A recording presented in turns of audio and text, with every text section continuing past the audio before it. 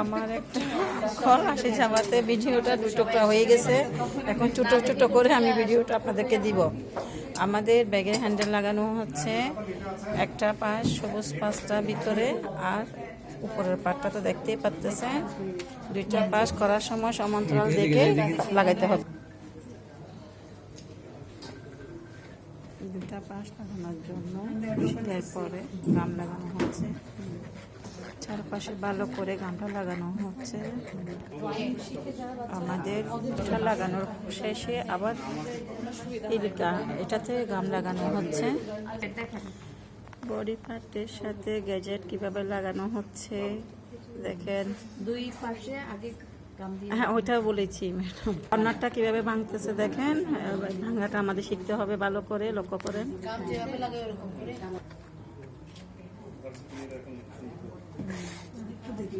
মেজারমেন্টটা 2 পাশে সমান থাকে, ওইভাবে দেখে করতেছে দেখেন।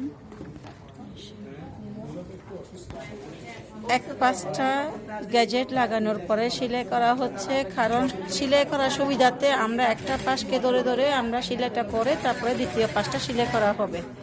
সেলাই আমরা কীভাবে করছি দেখেন, মাত্র 1 সুতা পরিমাণ ছাদ দিয়ে সেলাইটা করা হচ্ছে। আমাদের একটা পাশ লাগানোর পরে গ্যাজেট দিয়ে একটা পাশ এখন লাগানো হচ্ছে গাম দিয়ে।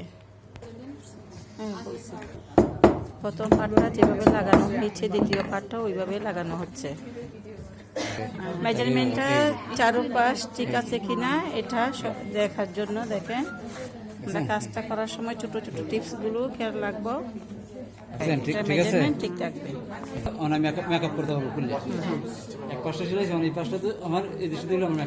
এক পাশ সেলাই করার পরে পরেরটা মেজারমেন্ট দেখে তারপরে সেলাইটা। আমাদের ব্যাগের উপরের পার্ট হচ্ছে কালারটা, আর পাশের গ্যাজেটের কালার হচ্ছে এটা। সেই জন্য আমাদের বকিনে সুতা দিয়েছে সবুজ, যেহেতু আমাদের গ্যাজেটটা নিচে থাকবে আর উপরে হচ্ছে এই কালার সুতা। দেখেন আমরা 2টা সুতা দিয়ে কিন্তু সেলাইটা করা হচ্ছে, হইতে হবে সাথে থাকবে, তো সেই জন্য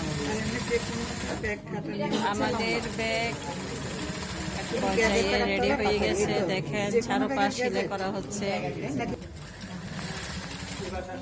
হ্যাঁ, ও টুস করে ঢুকতে পারবেন। আপনি যে কোনোটা যে কাটতে পারবেন, কোন জুটটা আপনি বুঝে কাটতে হবে।